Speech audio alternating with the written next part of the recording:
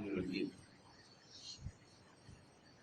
حضور نبی کریم علیہ الصلوۃ والسلام کی احادیث طیبہ کے اس درس میں پہلی حدیث پاک جو آ رہی ہے اس میں نمازی کے آگے سے گزرنے کی ممانعت کا بیان ہے۔ حضرت ابو الجہیم عبداللہ بن الحارث رضی اللہ تعالیٰ عنہ سے روایت ہے کہ آقا انعامدار علیہ الصلوۃ والسلام نے ارشاد فرمایا، اگر نمازی کے آگے سے گزرنے والے آدمی کو یہ معلوم ہو جائے کہ اس کا گناہ کتنا ہے تو وہ 40 تک کھڑے رہنے کو زیادہ اچھا سمجھے۔ 40 تک، راوی کہتے ہیں مجھے بھول گیا کہ آقا انعامدار نے 40 دن کہے تھے، 40 مہینے کہے تھے یا 40 سال کہے تھے، یہ بات روایت کرنے والے صحابی بھول گئے۔ 40 کا لفظ انہیں یاد ہے، یعنی کسی نمازی کے آگے سے گزرنا میں اگر اسے معلوم ہو جائے کہ اس کا گناہ کتنا ہے تو چلے ہم کم سے کم رکھیں، سال اور مہینے نہ بھی کریں تو دن گن لیں، تو فرمایا 40 دن کھڑا رہنا گوارا کر لیتا مگر کسی نمازی کے آگے سے نہ گزرتا۔ یہ وہ ہمارے عام طور پر حالت نمازوں کے اندر بدقسمتی سے مساجد کے اندر آپ دیکھیں گے جب خاص طور پہ سلام پھرتا ہے فرض کا، خدا جانے اتنی کون سی عجلت ہے، اتنی کیسی جلد بازی ہے کہ لوگ نمازیوں کا احترام کیے بغیر پھلانگتے ہوئے باہر نکلنے کی کوشش کرتے ہیں، اور یہ عین میرے آقا کریم علیہ الصلوۃ والسلام کے حکم کی خلاف ورزی ہو رہی ہوتی ہے کہ ہم نمازیوں کے آگے سے گزر رہے ہیں۔ ایک چیز میں نمازیوں سے بھی کہوں گا، کوشش کریں کہ جب آپ آتے ہیں سنتے پڑھنے کے لیے تو پیچھے کھڑے نہ ہوں۔ عام طور پہ جو بندہ خود رستے میں کھڑا ہو جاتا ہے تو اب قصوروار وہ خود ہے، آگے ساری جگہ پڑی ہوئی ہے، اگلی صفوں کو چھوڑ کر جو پیچھے کھڑا ہو جاتا ہے یا ایسی جگہ کھڑا ہوتا ہے جہاں سے لوگوں نے لامحالہ گزرنا ہوتا ہے، دروازے میں کھڑا ہو جاتا ہے، تو اب لوگ مجبور ہوتے ہیں۔ خود بھی خیال کرنا چاہیے کہ اگر ہم سنت پڑھ رہے ہیں تو ہم کوشش کریں کہ کسی کونے میں چلے جائیں، یعنی خود کوشش کریں اس بات کی کہ ہماری پوزیشن کھڑے ہونے کی ایسی ہو کہ جہاں سے لوگوں کو تکلیف نہ پہنچے یا لوگوں کو آگے سے گزرنے پر مجبور نہ ہونا پڑے۔ لیکن خاص طور پہ یہ جو فرض کی ادائیگی کے بعد کا موقع ہوتا ہے، اس میں تو ظاہر ہے جماعت کے ساتھ لوگ ملے ہوئے ہیں، پیچھے قطاریں بنی ہوئی ہیں، مغرب کے بعد ہم سلام پھیرتے ہیں، پیچھے دو دو لائنیں لوگوں کی کھڑی ہوتی ہیں جو لوگ بعد میں آتے ہیں، تو اب وہ صبر نہیں کر پاتے کہ ہم دعا مانگ لیں، چلے اتنی دیر تک وہ سلام پھیر لیں گے تو ہم گزر جائیں گے۔ یہ شدید قسم کی زیادتی ہے اپنے آپ کے ساتھ جو ہم کر رہے ہوتے ہیں۔ ایسے لگتا ہے کہ جیسے مسجد کے اندر کوئی دم گھٹ رہا ہے، کوئی دل انسان کا پریشان ہو رہا ہے اور وہ بھاگنا چاہتا ہے باہر کو، حالانکہ آقا نے فرمایا مومن تو مسجد میں ایسے ہوتا ہے جیسے مچھلی پانی کے اندر ہوتی ہے، اور یہ تو منافق ہوتا ہے، وہ ایسے تڑپتا ہے جیسے مچھلی پانی سے باہر نکلی ہوتی ہے، بے چین ہوتی ہے پانی میں جانے کے لیے۔ ایسے منافق آدمی ہے، اس کا مسجد میں بے چین ہو رہا ہوتا ہے اور باہر بھاگنے کو اس کا دل کر رہا ہوتا ہے۔ یہ بھی حدیث پاک کا مفہوم میں نے آپ کے سامنے رکھا، تو اس حوالے سے احتیاط کرنے کی ضرورت ہے۔ ایک ذہن میں یہ بھی سوال آتا ہے نمازی کے کتنا آگے سے نہیں گزرنا چاہیے، آگے گزرنے کی حد کیا ہے؟ عام طور پر بعض علماء نے لکھا کہ ہم 2 صفیں چھوڑ کے تیسری کے آگے سے گزر سکتے ہیں، لیکن قاعدہ یہ ہے، آپ جانتے ہیں کہ ہمیں حکم یہ دیا گیا ہے کہ جب ہم نماز پڑھیں تو ہماری نظر سجدہ گاہ پہ ہونی چاہیے۔ اب جب سجدہ گاہ پہ ہماری نظر ہو تو نظر کا دائرہ وہاں پہ رکھے ہوئے خود بخود دوسری صف سے آگے نہیں جاتا، یعنی نگاہ جب آپ نے جھکائی ہوئی ہو تو نگاہ آگے اس سے اگلی صف سے آگے جاتی نہیں، دوسری صف سے آگے، تو دوسری صف سے آگے سے یعنی تیسری صف سے گزر جانے میں کوئی حرج نہیں ہوگا۔ یہ جو ممانعت ہے یہ اس شکل میں شدید ہو جاتی ہے کہ جب کوئی نمازی کے سجدہ گاہ والی درمیان کی جو جگہ ہے اس کے آگے سے گزرنے کی کوشش کر رہا ہوتا ہے.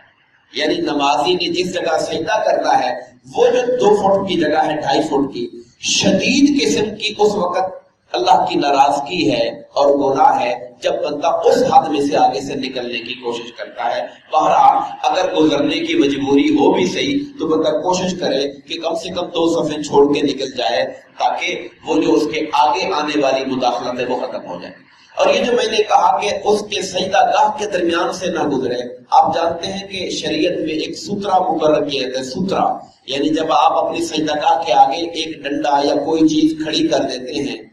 وہ سترہ ہوتا ہے، اس کے آگے سے گزرنے کی ممانعت نہیں ہوتی ہے. اس سے میں نے یہ نتیجہ اخذ کیا ہے کہ انسان صف 1.5 صف چھوڑ کے آگے سے نکل جائے تو اس پر گناہ لازم نہیں آتا.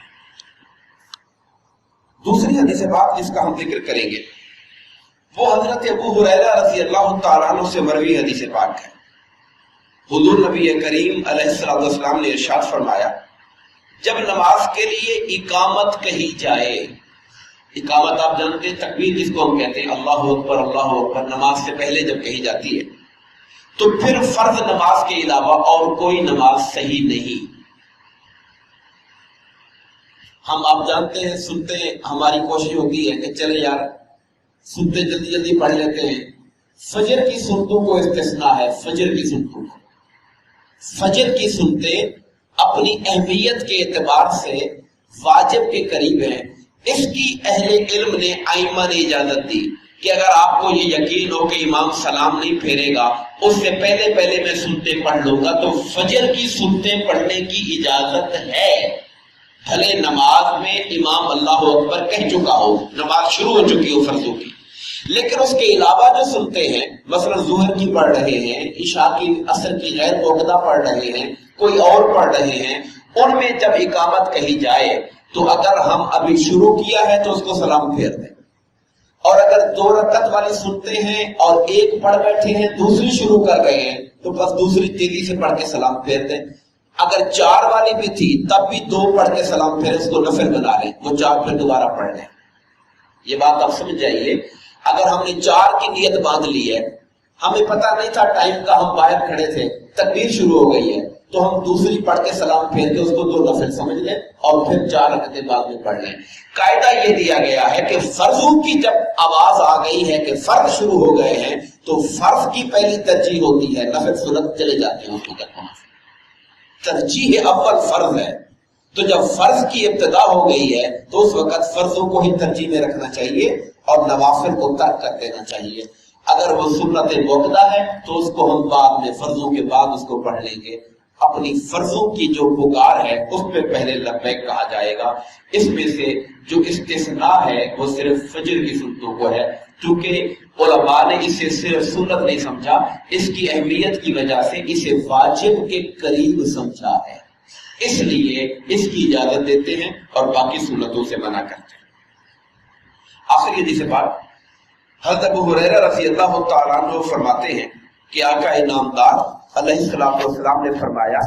کہ تم جمعہ کی رات کو راتوں میں قیام کے لیے خاص نہ کرو اور نہ ہی دنوں میں جمعہ کے دن کو روزے کے لیے خاص کرو. بعض لوگ شاید یہ سمجھیں کہ آج جمعہ کی رات ہے تو آج ہم ایک زندگی کی عادت بنا لیں، ایک روٹین بنا لیں کہ اس رات کو ہم نے عبادت کرنی ہے. فرمایا خاص نہ کرو.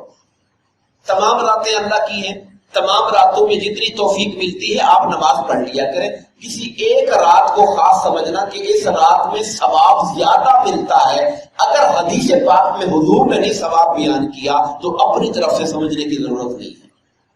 اسی طرح دن سارے اللہ کے ہیں، کسی دن بھی روزہ رکھ سکتے ہیں اور روزہ رکھتا رکھتے جمعے کا دن آ جائے تو جمعے کے دن بھی روزہ رکھ سکتے ہیں اگر ترتیب چل رہی ہے. لیکن صرف جمعہ کو خاص کرنا کہ میں جمعہ کو روزہ رکھا کروں گا، اس کو منع کر دیا گیا کہ نہیں، خاص نہ کرو کسی ایک دن کو، بھلے وہ جمعہ کا دن ہی کیوں نہ ہو. اور جمعہ کے دن کو اس لیے بھی منع کیا کہ یہ جمعہ کا دن ہے، اس میں انسان نے باہر مسجد میں جانا ہے، خطبہ سننا ہے، اور بعض حدیثوں میں یہ آیا کہ یہ ہمارے عید کا دن ہے، جمعہ کا دن مسلمانوں کی عید کا دن ہے، تو عیدوں کے دن روزے رکھنے سے منع کیا گیا ہے، تو صرف جمعے کو خاص کرنا دنوں میں سے یہ درست نہیں ہے۔ لیکن اگر رکھ رہا تھا اور درمیان میں جمعہ آ گیا تو پھر جمعہ کو بھی رکھ لے تو کوئی گناہ نہیں ہے، صرف جمعہ کے دن کو اسپیشل مخصوص کرنے سے منع کیا گیا ہے۔ دعا فرمائیے اللہ تبارک و تعالی ہم سب کو ہمارے آقا کریم علیہ الصلوۃ والسلام کی تعلیمات کو سمجھنے اور عمل کرنے کی توفیق عطا فرمائے، آمین۔ وما علینا الا البلاغ المبین۔